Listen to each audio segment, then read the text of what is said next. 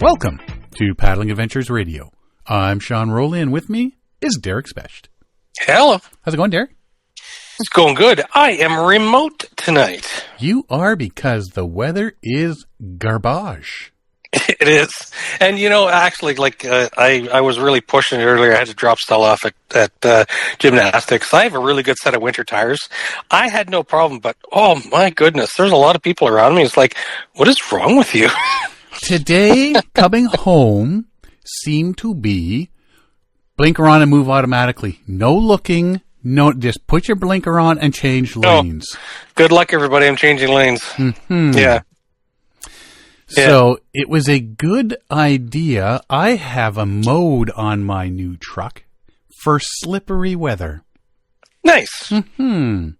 So when everybody slams on their brakes as dudes just cut over in front of us, and we all have to slam on our brakes and almost hit them, I got this big flashing impending collision thing that flashes on my dashboard and beeps like, the red alert on Star Trek, scaring the crap out of you. My car does the same thing. It's LiDAR, radar, or something in the nose of it. The only problem is in the wintertime, my sensor is down by the bumper. Mm-hmm. So if I'm driving in snow, it gets covered in snow, and then it turns off. Which also, because it's automatic cruise control, it turns off my cruise control. Not that you want to use cruise control in snow, but it turns off a bunch of stuff when it gets covered.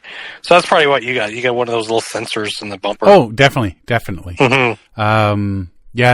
So long story short, the engine fried on my F-150 after 13 years, which I'm not impressed with.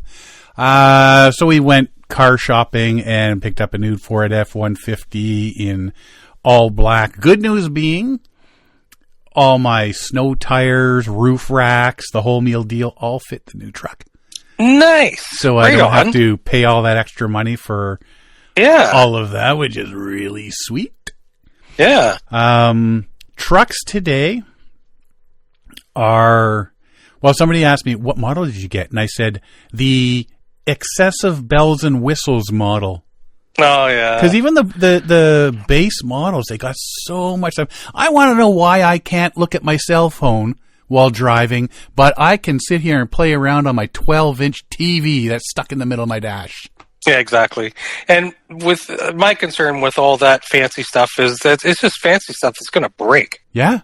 If I can turn my heating system on, but if I want to change which vent it's blowing out of, all of a sudden I got to start tap, tap, tap, tap on the computer screen. Oh, no physical buttons. There's a physical button to turn it on. I can turn the fan higher and the heat higher, but I can't say, okay, just the window or just my feet or straighten my face, right? Like I can't do any of that unless I touch screen. Yeah. Great truck. Loving the truck. I got the all black, so there's no chrome. Huzzah. Tracy's not happy because there's not heated seats, which I hate. There's no leather seats, which I hate. There's no chrome because, again, I hate. So, considering I'm driving the truck, hey, may as well make it something I want. Yeah, there's certain things I'm just not big on, and but like I say, their base models have things now that just, just very fancy. Used to be extras back in 2013.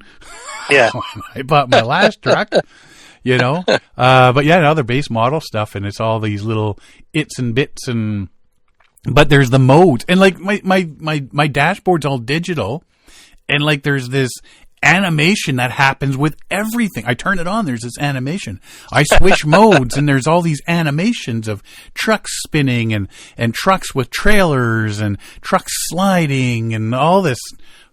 Yeah. I don't need all that. But it's got modes, like there's normal mode, eco mode, sport mode, slippery mode. So I just threw it in a slippery mode today. And yeah. There you go. And Herb's your uncle, right? How long did you have your first truck for? 13 years, 300,000 kilometers, which apparently is most trucks. Doesn't matter what brand you get. Most trucks are only supposed to last 10 to 13 years. So that was the Ranger was 13 years? No, the Ranger was before that. I had that 20 years, 425,000. 20 years, wow. That's why I was a bit annoyed that my truck died at 13. I still have 7 years left on that. Should have been checking the oil. I was. I'm religious at all that sort of stuff. So yeah, I don't know what the deal is, but yeah, it's unfortunate. But you got 13 years from it, so that's good. Yeah, well, I got ripped off 7. Exactly. It was supposed to last 20, was it? Well, that's what I'm thinking. There's no reason a truck. They should not be building trucks to not last longer. So here's a question that it's one of the things I always think of. So how full was the gas tank? Almost empty. That's a win. Because we went to Ottawa and back. So I was under a quarter of a tank because it started happening as we were coming almost home. So I parked it for the rest of the weekend, then took it to the dealer and then back. So there was less than half a tank. I think I had like about 100 and something kilometers to empty. Okay. So yeah. And when I had the people come and pick it up, they're the wrecker people. I could drive it. It's going to be noisy as hell, but I could still drive it. But I was a bit annoyed that they wouldn't give me more. So I took the foot pads and the carpets, kept all of that sort of stuff, took a couple other little things out and whatnot. Slashed the seats. You know. Didn't beat the farts out. What were how much tread was left? How new were your tires? One of them was new last year. So I was thinking, you know what, if I had the time, I would have taken that tire off and put my spare on. And the spare tire was old, but even the rim that the spare tire is on, because it sits up underneath the truck, it was rusting. The rim was rusting. Oh, so it wasn't worth keeping. It wasn't worth keeping either. So I thought about all that, though. I thought about it, you know. But the thing is they said, well, we'll come and take it. But we got one question is, have you ever had the catalytic converter replaced? No. Okay, then that's good. Because they come, and if you have a new catalytic converter, they won't take it. Because I guess there's more platinum or whatever in the older ones. Oh, yeah? And that's what they want it for. They want it for the catalytic converter. That's what they get the most money for. And that's something. And that's why you hear about these people coming out and their catalytic converter's been stolen out from under the car. Yeah. Right? So you need to put a big metal shield under there to protect it. Yeah. So anyway, so the old truck's gone and the new Canoemobile number 3 is now in our driveway. Canoemobile number 3. Yeah. The newest canoe hauler. Yep. Yeah, going all the way back to 1994. Wow. It's a long time. Yep. Yes. Well, I guess this would be number 4 if you count my 1983 Mercury Lynx. Oh, that was your first car? That was my first car, but I never I wasn't into canoeing as much as I was later. Yeah. So I don't consider that a canoemobile. It just hauled around a canoe. But so looking at vehicles, when we were out looking at vehicles, looking at all the different types that they got, and so maybe I'll just get a Mustang or a Corvette or something.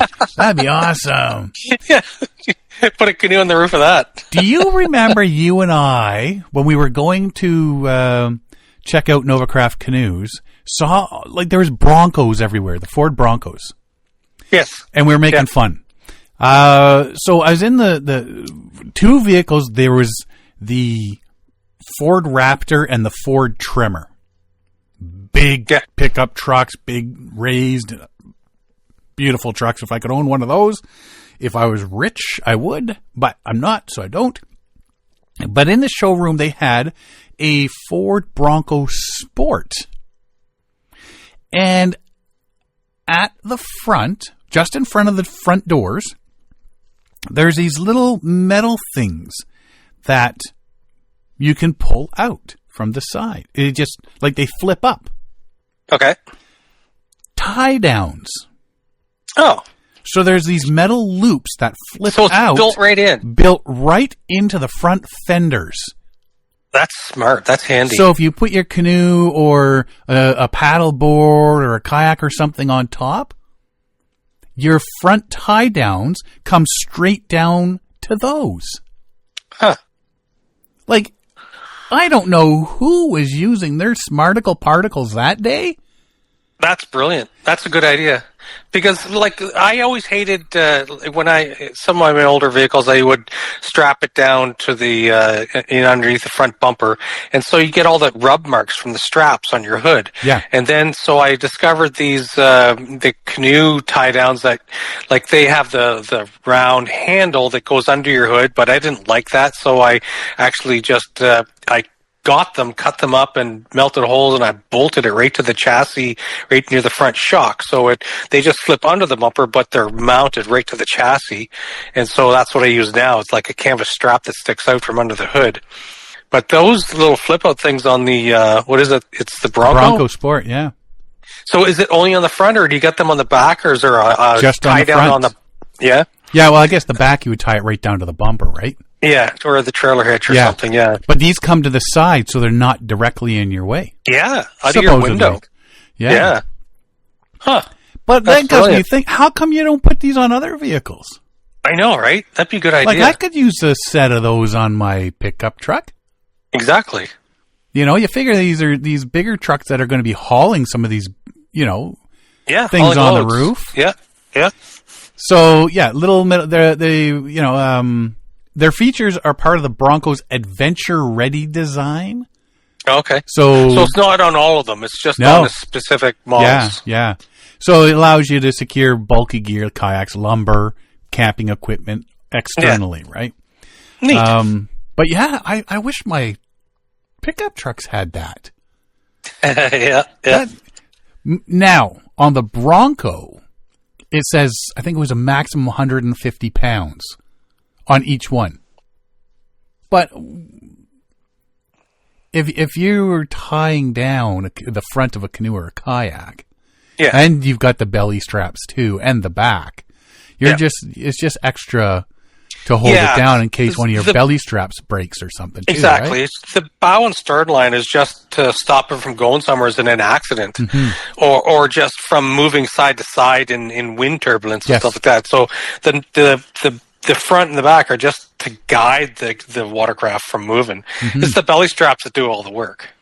Yeah. So I don't know why they haven't put these on. I wonder if that'll be something that comes in the future, depending on how many people really enjoy it. But yeah, that would have been a definite. Instead of all these animated graphics on my dashboard, something practical. Yeah, give me something practical I can use. Yeah. The difference between my 2013 and my 2025, night and day. Oh yeah. Mind you, the benefits, the seats are as comfortable as my old ones. Yeah. Whenever I had a sore back, I could go sit in my truck and it would help immensely. Oh, okay. Yeah. So that's one thing I said. If my truck ever just blows up, I hope I can salvage a seat. Something I can sit in my garage. I can just go sit in my garage and okay, my back is so much better now. That would look great on your front lawn, one of those seats. Right. The gas and the brakes are pretty much the same as my old F-150, which is perfect because I know Tracy's Escape. When I hit the brakes on that thing, it's like a couple inches of air and then. So new canoe-mobile, and I wish this Ford Bronco, these tie downs, I wish they would have put those on other vehicles. That would have been awesome for an accessory. Yeah. Maybe I'd just write Ford a note and say, "Hi Ford, how are you? Buddies, pal, friends of ours? Yeah. Can you aftermarket these bad boys?" Have you looked under the hood to see if there's a mounting point for straps? Not yet. Been way too busy for all that sort of stuff. Yeah, but I have the black rubber round tube things with the canvas that comes out and that webbing. I just use those. Always have. They're perfect. That way I can just take those out and whatnot, throw them under my back seat when I'm not using them. Exactly. Yeah. So, but like I say, all my roof racks, my goalposts, the whole meal deal will all fit. My snow tires will fit. So that's money I don't need to spend. Woo! Perfect. Woo-hoo, as they say. And it's nice having a new vehicle. Oh, yeah, it's got that new car smell and, But, like I say, all of a sudden, we had a dog at the vet's. There's money going out.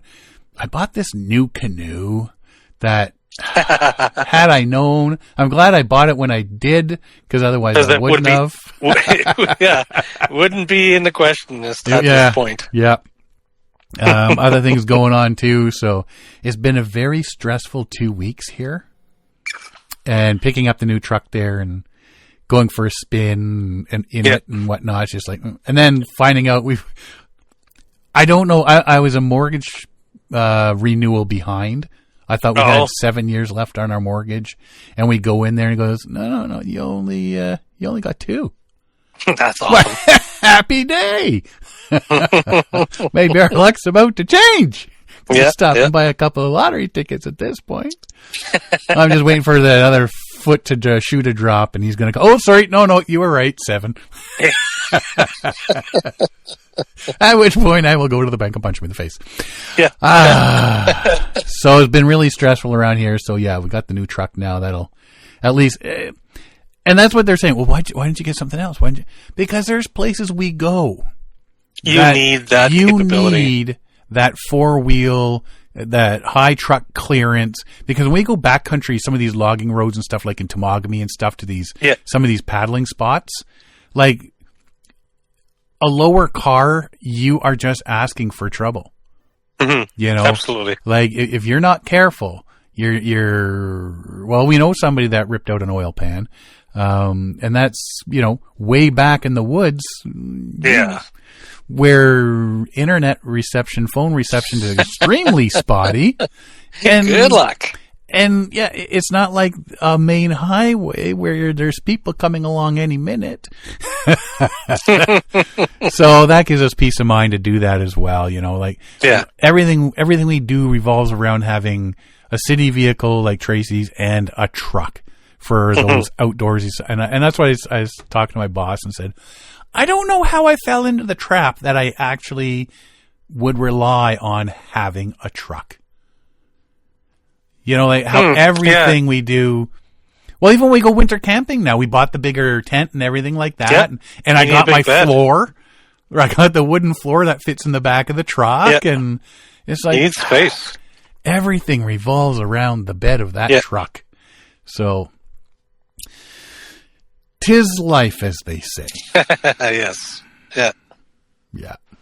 Yeah. Other than that, we're enjoying some nice weather here, some snow, and my daughter, another thing ticked off her bucket list. Yes. The earthquake. Ticked one more box. The earthquake. There was an earthquake in up in Hokkaido the other day there, and she's always wanted to know what it felt like to be an earthquake, and now this is the first earthquake she's been that's happened that they could feel it in where they are up in Hokkaido since she's been there. 5.0 where she was. So we do this family chat thing. She says, yep, 5.0 earthquake. Checked off my bucket list. To which my son then replies, well, I survived a 5.6 in Punta Cana. Oh, to which dear old dad replies, not that this is a competition, but I've been in 2 hurricanes. I think I won because there was nothing after that. So, you know what, with all the stress and everything over the last couple of weeks, there's been a lot of little funny moments like that just to keep us going. And I think these days you kind of need that, right? Yes. So tonight I am drinking some of the Nika, the Japanese scotch that I brought back, and eating Lindt chocolate balls. Excellent. What a perfect pairing. It is. Sounds good. So there's things actually happening out in the world.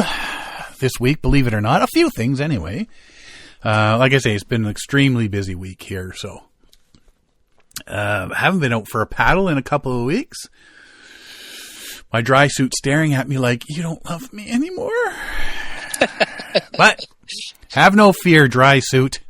Now that we got the new beastie, then we'll get those roof racks on, make sure they're fitting properly, and we'll get back out for a paddle soon. Yes. You heard this thing about the Vatican? If I think what you're talking about is I think I sent you a story about it. Yes, I heard. And I heard that everything was, they are currently studying all of the stuff that they received on Saturday, last Saturday. So Daryl Nasogaluak says he can look at a kayak and know it's from the region of the Western Arctic. He says it's unique to this area. There's no other area that used them that had the same horn. He says as he points to the curved tips at the bow and stern of a kayak he sees in this photo on a laptop. He's up in Inuvik, Northwest Territory, so he's seeing the picture of this kayak. He says you can identify one from a distance.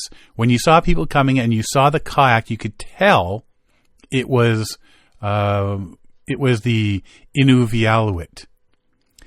And that was before settlements were established over 100 years ago. Okay. So the one in the photo that he saw that of the one sitting in the Vatican museums now for 100 years, he says it's really well used. Look at the oil stains. It's an original. So it was actually used for hunting. Yep. Now, and it goes on a little, you'll hear a bit more about this a little later here, but it says the kayak's being repatriated to the Inuit, and the years-long negotiations to bring it back led to a historic return of items this week from the Vatican's vast archives. Total of 62 sacred and cultural objects from Inuit, First Nation, and Métis communities have been held in vaults thousands of kilometers away in the Vatican museums, have been flown to Montreal. Mm-hmm. Now, I think we talked about this previously. And we talked about this back in 2022 when they first started wanting to get this done. Yes, they first started negotiating. They sent a group of natives to the Vatican to look at these items to see what they had. Because they weren't even sure how the Vatican got them, because they had gotten native artifacts from all over the world for a big display way back in 1925 or 1926 or something. And so it's amazing that they're able to have negotiated to have its return. Yeah. He says he's from the Tuktoyaktuk area, of course, so he says this is where he believes the kayak is from. He says, everything you needed we had right here. Talking about the Mackenzie Delta along the shores of the Arctic Ocean. He says, our people were really in a naturally rich area, so they had a lot of time to build culture. And like the kayak, a type of watercraft invented by the Inuit, the craftsmanship was second to none. So he says his grandfather taught him how to build them, and now he teaches the craft to youth in schools with the help of elders and women who still know how to sew the waterproof stitch. So it's a specific stitch, right? Yeah. So Nasagaluek says the Inuvialuit used this style of kayak to chase beluga whales in the Mackenzie Delta. He's been told stories by his wife's grandfather how at one time up to 250 kayaks would be in the water at once.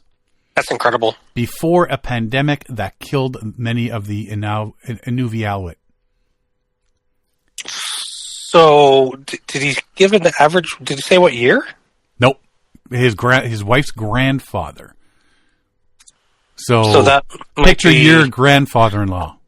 I'm just trying to imagine if it was like the Spanish flu or something along that line. Yeah, because it would have been a long time ago. Yeah, it was extremely lightweight. With today's carbon fiber technology, they can probably finally make a kayak as light as ours was. Long, slender, and fast. Nice. Kayak was custom fit down to the seat, depending on the hunter's build. Its length measured to reach his reach to handle a harpoon. Frame made out of driftwood collected from the shores. Baleen for ties, and covered with sealskin sewn together with sinew.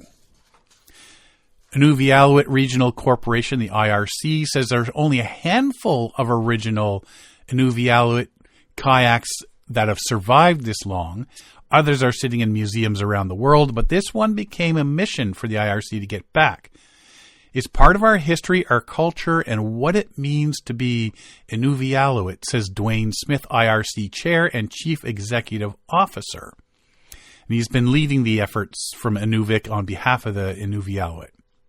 He says kayak comes from an area recognized by Canada as a National Historic Site, and to identify the significance of this part of Canada and the contribution that the Inuvialuit have made to the identity is what make up Canada today.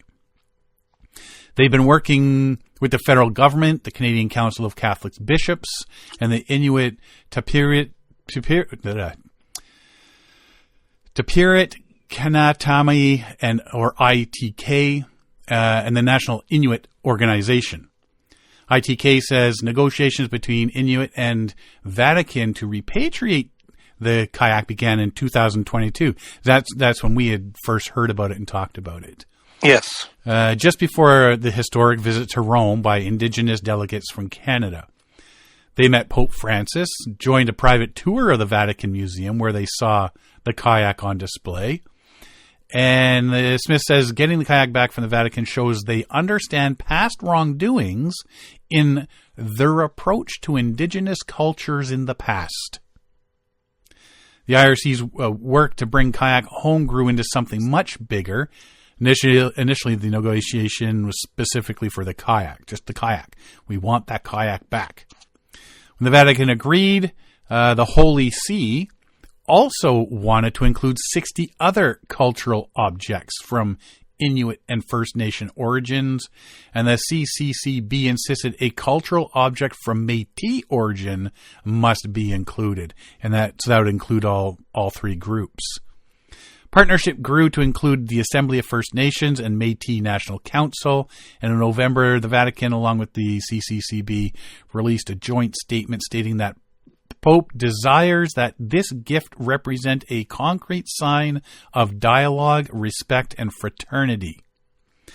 The big question then becomes, as you were talking earlier, how did the kayak get there in the first place?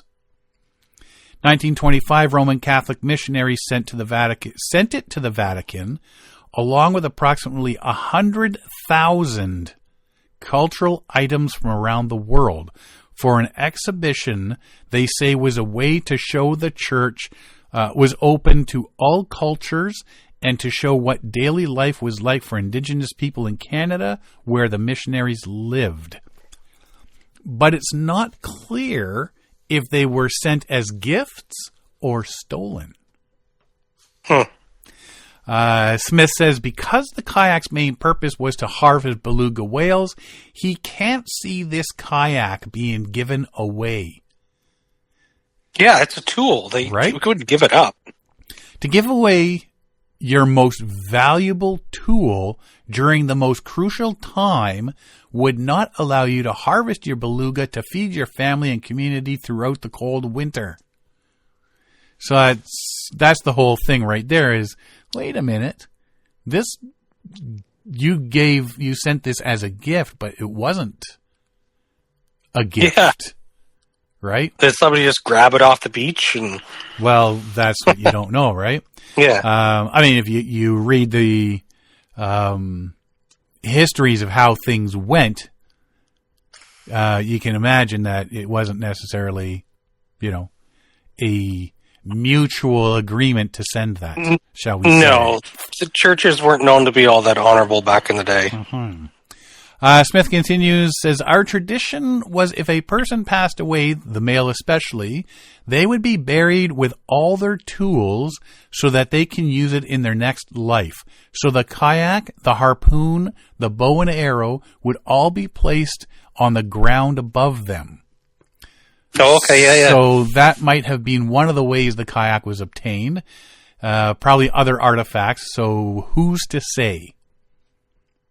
Daryl Naso-Galuak, he thinks that it's a good thing the Vatican has been looking after it for the past 100 years. So, you look at the positive side, they have been looking after it. It was preserved. So it's preserved. And he says we're going to have the opportunity to finally have one again. It may spark a revival of the use of them. Yeah. Very few of them, other than in collections, none survived in the north. I've seen fragments of them, and the one that's coming back is likely about the same age as the fragments I've seen on the shore. According to the Vatican's catalog, the 62 pieces being returned include 14 cultural objects belonging to the Inuit, 1 to the Métis, and the rest to First Nations.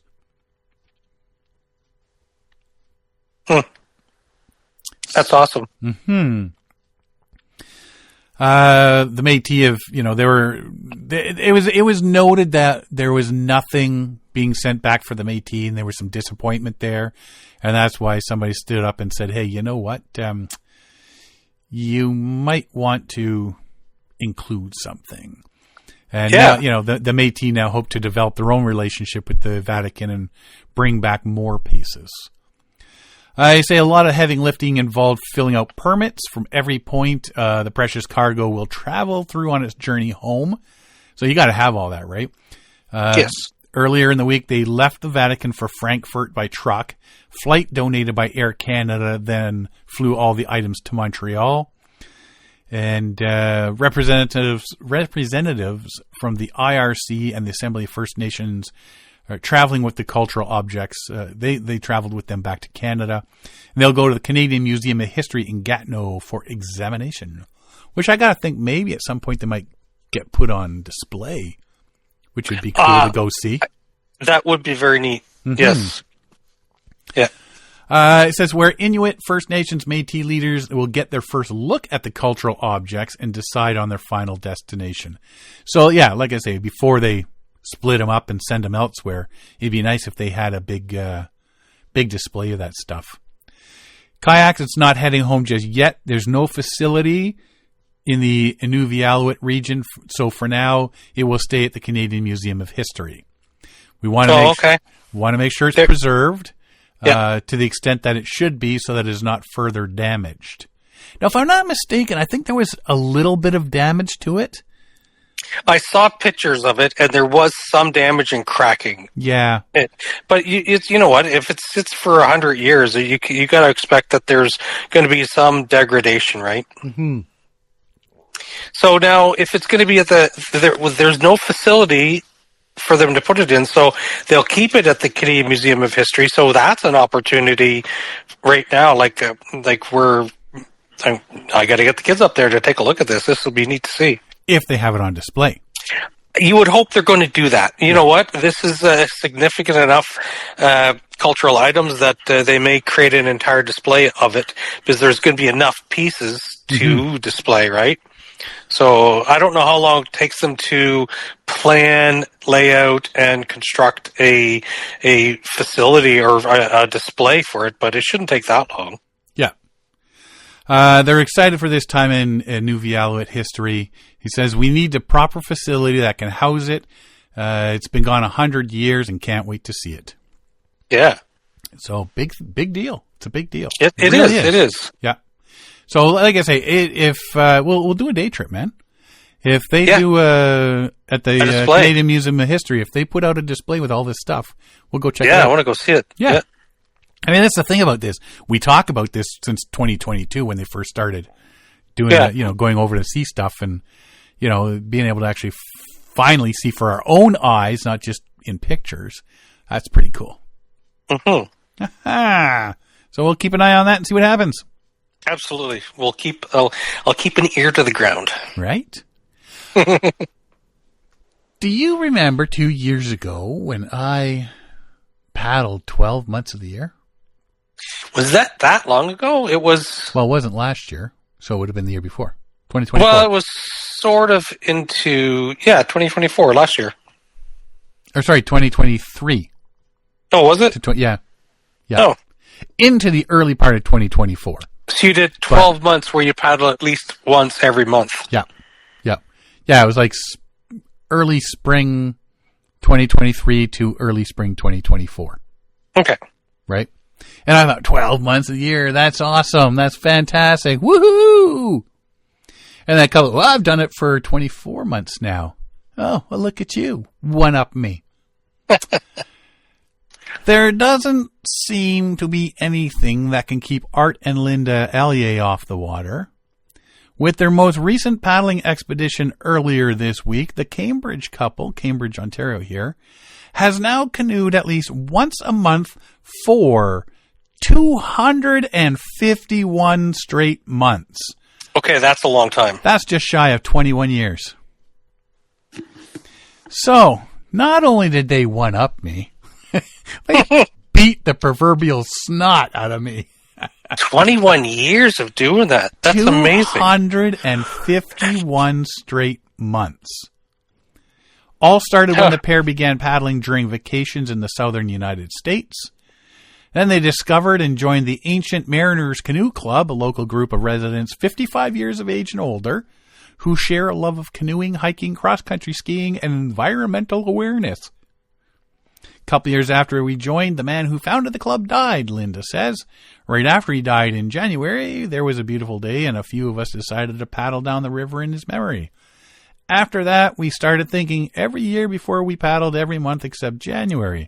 So maybe we'll just paddle every month. And it grew from there. Linda admits some months are more difficult than others. In the winter, they wear wetsuits in case they tip.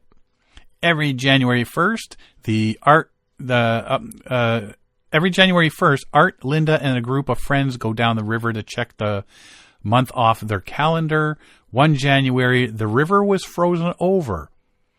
So they had to drag their canoes to a sewage outflow that doesn't freeze. They paddled out 5 minutes, back 5 minutes. It was the shortest paddle they've ever done, but it all counts. Exactly. I had to wash the canoes afterwards. Right? 100% agree. That counts. Cold, Art joked when asked about what it's like paddling in the winter. You have to be very careful. Oh, yeah. Some of their warmer experiences have been in Florida, Georgia, the Carolinas, and New Zealand. Their 150th straight month fell July 2017 during Canada's 150th celebration. Now, that's lined up just perfect. It's about staying active and engaged as they age. Aside from canoeing, the couple likes to bike 1,200 miles a year. Whoa. And go on hikes every Tuesday in the winter. 1,200 miles a year. Huh. Wow. You need to have some goals when you retire, Linda says. I'd say so. You know, if it's just getting out for a little bit for a paddle, if we're doing something, and to keep up this record, that's amazing. That's impressive. When you retire, the years go by so fast, it doesn't feel like it's been that long. But with Art being 81, Linda 79, they're unsure how much longer the paddling streak will last. Regardless, they're thankful for all the memories they've created and the people they've met. Every month's a bonus now, Linda says, and we've had a great time. I wonder how difficult they found it during COVID. Because there's a lot of concern about people being out and about and stuff like that. I think those probably would have been pretty short paddles as well. Yeah. Or stealth paddles. Yeah, running from the authorities. Right?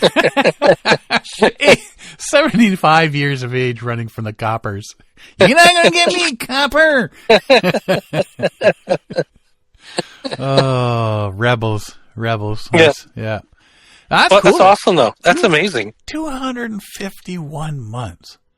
I know, and I keep thinking about it. It's like, sure, like you did it for 12 months. I'm sure you went to some trouble sometimes. It's like, no, I got to get out. Can you imagine doing that for 21 years? Oh, that's dedication. I feel like such a weenie now. I know. Only 12 months. Yeah, I got these older people looking at me. 12 months. What a putz. Wow. I did 12 months with my eyes closed. That's impressive, though. That's very impressive. See, it's all about going, just getting out there.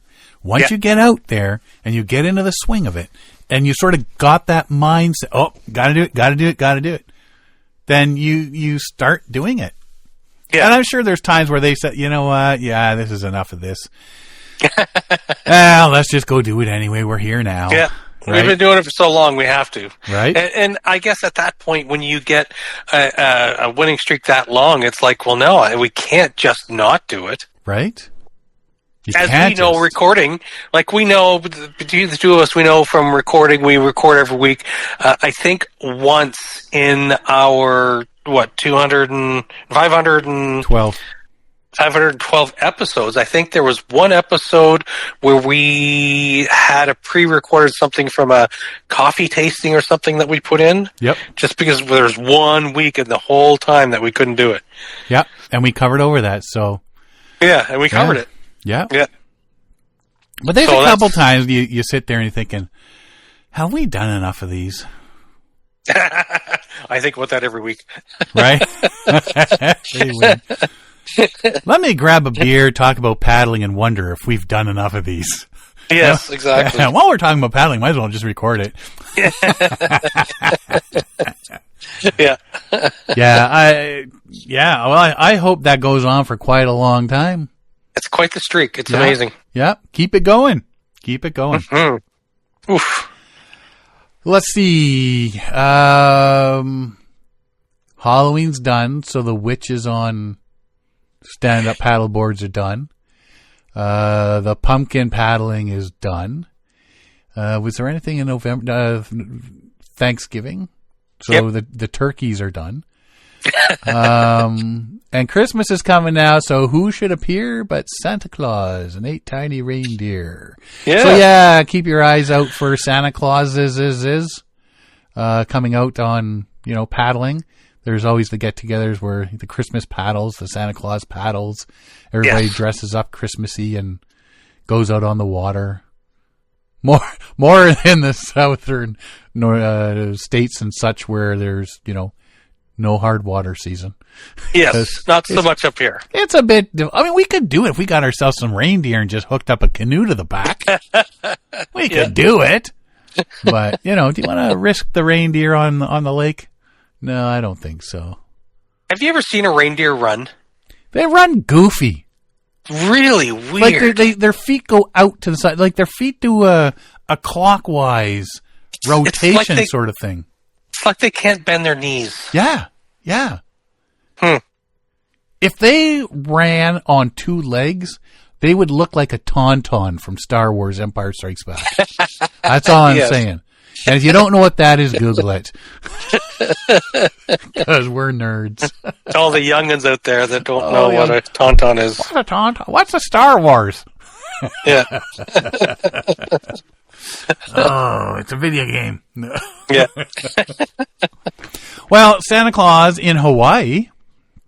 Santa Claus took his annual vacation to the iconic Outrigger Waikiki Beach Resort to spread aloha and holiday cheer.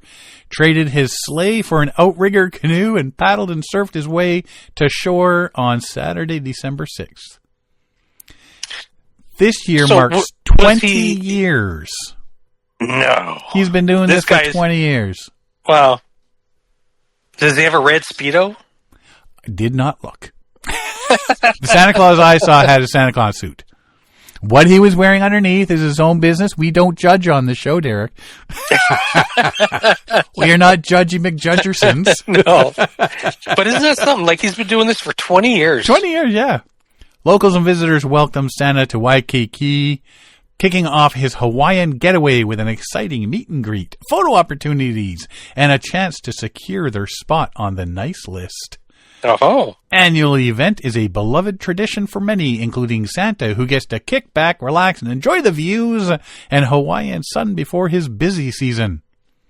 Huh. Meanwhile, all those elves up north are always complaining, oh yeah, that big old fat so-and-so taking time off and going to Hawaii while we're all working our fingers to the bone. Annual event, it's sort of gets it. And see, we also always heard, when Santa's done, he goes on vacation for the rest of the year. So wait, now he goes on vacation before and after? Well, kind of lazy if you ask me. I know. It was also a chance to give back as more than 40 hosts participated in a Waikiki beach cleanup, collecting 192 pounds of trash. That's a lot. Yep. For the first time, Santa's paddling tradition was extended beyond Oahu to Maui, where outrigger Kaenapali Beach Resort hosted an inaugural Santa arrival by canoe. Actually, that's happening December 19th. Guests and their families are encouraged to welcome him in and take photos on the outrigger, properly following his arrival to shore. Cool. Because, you don't really want to do that when he's still out on the water on those big beaches or big waves, right? Yeah. Get him, guys! Santa, in the news, Santa got mugged out on the surf. That's very cool. 20 years, yeah. So it's a cool tradition. It's sort of like a little Santa Claus parade sort of thing that comes into the beach and everybody's waiting, and it's a good party day, and they use it, like I say, to get people to help clean up the beach of trash and stuff. So that's pretty good. Now, so this is basically becoming a traditions episode. Right? It's tradition. So keep your eyes out for Santa paddles. Get your Santa stuff on and go. Go. Have fun. Do some paddling like a Santa Claus. Yes.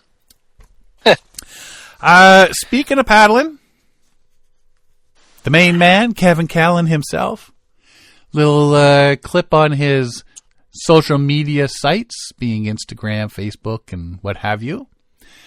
I will be hosting another Voyageur canoe trip on Lake Superior this coming summer through Naturally Superior Adventures. The route is different from last summer.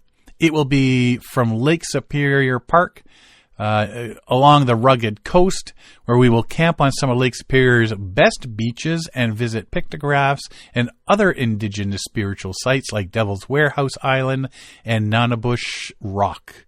There will be some inland hikes along the coastal hiking trail as well. It's going to be incredible. A wild Lake Superior Voyageur canoe adventure with the happy camper Kevin Callan. Discover a remote water access only shoreline featuring stunning geology, sea caves, ancient pictographs, spectacular beach camping, all while supporting the Trans-Canada Trail. So Derek, what are you doing July 7th to 13th?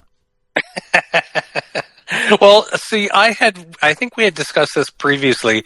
I thought I should really go and do this. Right. I'm trying to locate any info on cost pricing. $2,100 a person. See, that's a lot. Mm-hmm. That's now, a whole lot. A big chunk of that goes to Trans-Canada Trail. Yes. So, trip includes qualified guides, all meals and snacks. To which I would just have to put the caveat, you don't know my ability to snack. Group safety and communication gear, group camping gear, park fees, applicable shuttles, sanitary and kitchen gear, and a trip map. And a Kevin Callan. It is pretty cool. It's a bit pricey for the majority of people, I'm thinking. But a lot of people, sounds like something cool, a great place I'd love to see. And Kevin Callan, we all know him. Like, it'd be kind of cool to go out and spend a few days with him. So they'll put the money out. Highlights of the Lake Superior Voyageur canoe trip include an inspiring mix of Ojibwe cultural sites, fascinating geology, beaches, dramatic headlands, and sea caves. The sea caves would be cool. What are the dates that his trip is going to be? July 7 to 13. 7 to 13. Mm-hmm. I'm trying to find his specific trip. Oh, Naturally Superior Adventures. I had naturallysuperior.com. Yeah. Plenty of opportunities for exploration on and off the water. It says we'll camp on some of Lake Superior's best beaches and visit pictographs and other sites. You'll leave offering of thanks to the original inhabitants of the wild space. You can also stretch your legs from our campsites along the coastal hiking trail and experience the remoteness of the water access-only shoreline. Voyager canoe is a 36 feet long, 5 feet wide, very stable, no problem standing up in it or diving off the side. So, I'm out! See ya, suckers! Easily holds 13 paddlers plus a ton of gear, well suited to new and novice paddlers. Trip includes 2 experienced wilderness guides and chefs, all meals, tent accommodations, all kitchen, sanitation, first aid and safety gear. Trip is offered in partnership with the Trans-Canada Trail with 18% of trip fees supporting the organization's ongoing development and stewardship of the world's longest network of recreational trails. naturallysuperior.com for more information. Yes. Sounds cool. Like I say, if I had the money, I'd jump in there at one point. But as we said at the beginning of this episode, I'm just hemorrhaging cash right now. So yes. So unless there's oh my God, I won the lottery in my future. Sorry, Kevin. Well, love you, buddy, but I won't be attending this year. Yeah. Derek isn't, so he might. Yeah. I seriously considered it last summer. Yeah. And I just didn't feel I could afford it. Yeah. And again, I'm seriously considering it, but I think it probably is already booked up. I don't know. Because for last year, Kevin said that it was booked up within a day or so. Yeah, it went pretty quick last year. Yeah. So if you don't know what the last year's trip was like, if you go to the KC Happy Camper YouTube site, there's a 5-part series about the Lake Superior Denison Falls trip that they did. And that's the Bill Mason area as well, Denison Falls. If you don't know who Bill Mason is, go to the National Film Board of Canada, put his name in, and you're going to see films like Water Walker and Path of the Paddle, stuff like that. All canoeing up in that area. Gorgeous. I can put the Water Walker in the background and listen to it and know exactly what's happening on the screen. Yes. I've watched it that many times. Yeah. You know. So, go check that out. KC Happy Camper on YouTube. Check out his 5-part series about Lake Superior, Denison Falls. You'll see everything they did last year, the fun they had, how the camp was situated and stuff like that, and get a feel for it. And then, go to naturallysuperior.com for more information about this trip this year. And if you feel like it, sign up. Yes, and if you do go, we should, if you're listening to this and you do go on that trip, go to Kevin Callan and say, Sean and Derek sent us. And you know what? It will just annoy him. And he won't know why, but it will annoy him. Yeah, Sean and Derek sent us. Why?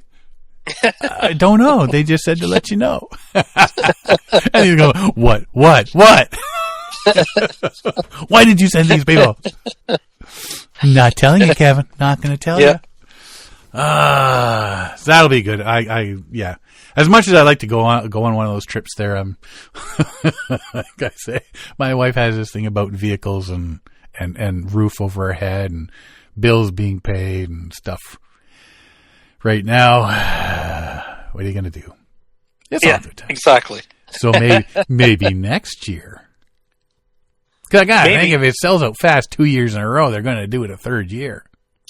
I'm looking at the availability and it's sold out now. Is it really? Yeah. No. Yeah, it's sold out. Wow. there a waiting list? Maybe. I Right? bet there would be. Yeah. Yeah. See if there's a waiting list. If you're interested, see if there's a waiting list. Get on the waiting list. Yeah. Or pre-book for 2026. 27. 27, yeah. Yeah. Wow. That's something if There you it's go. already sold out. Yeah, I clicked on the link here, and it says it's zero availability. For you. She's booked up.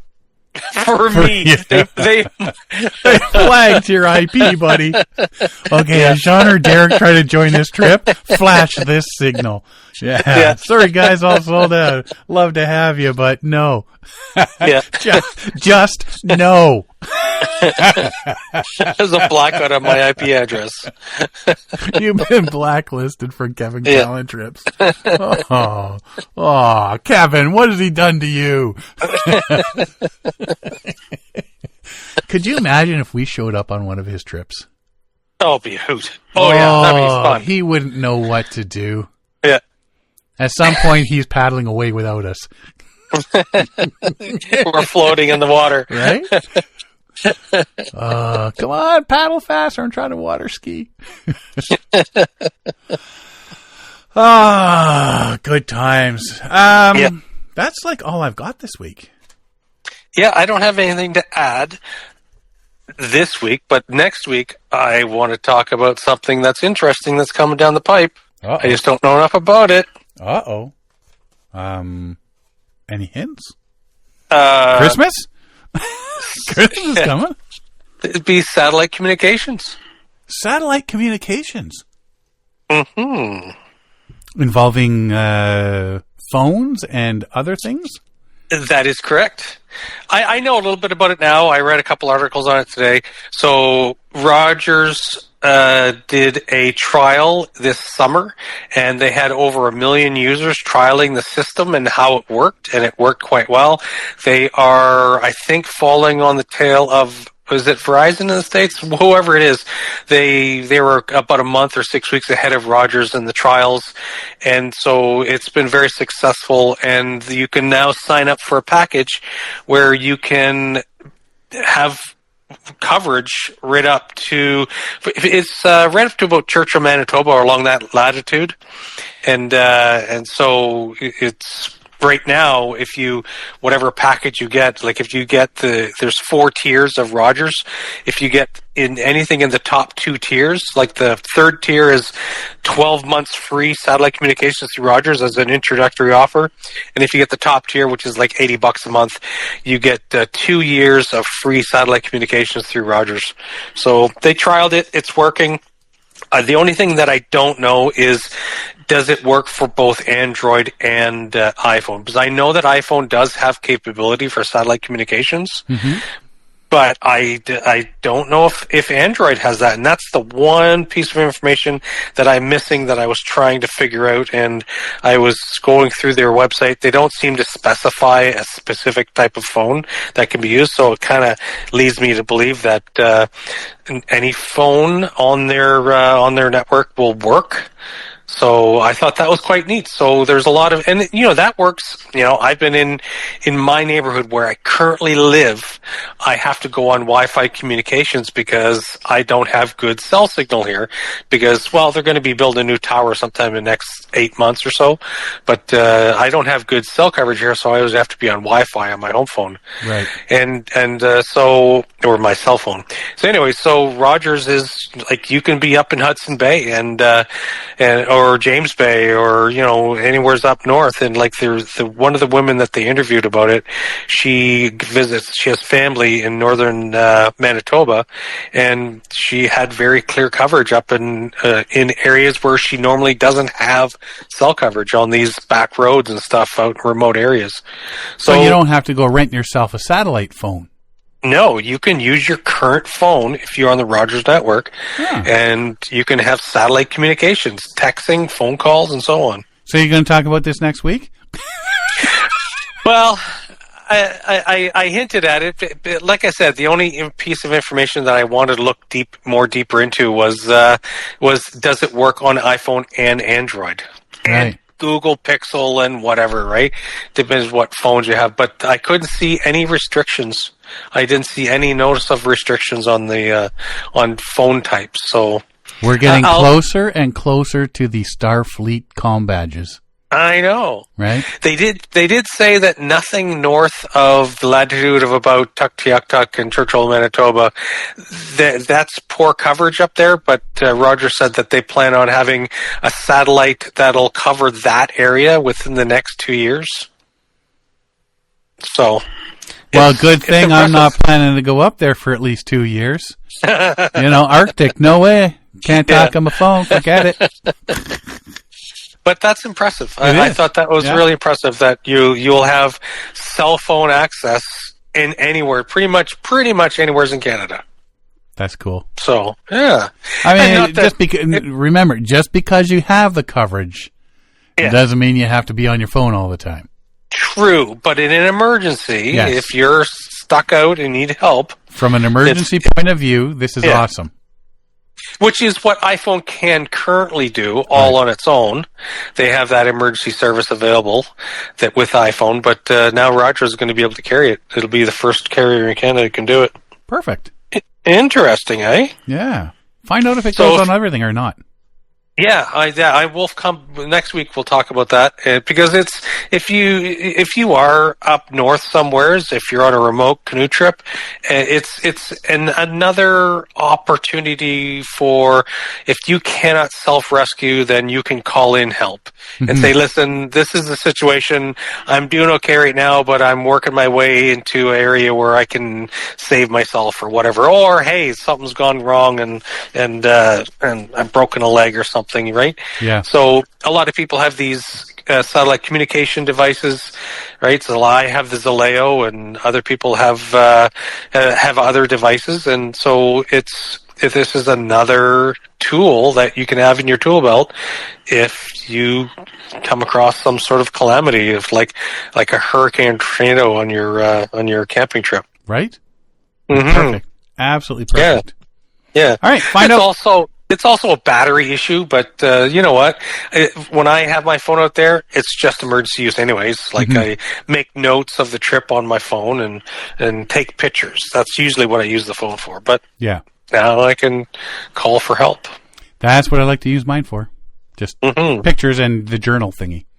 Yeah. Journal app. Yeah. So exactly. Yeah. Excellent. All right. That's all you got this week?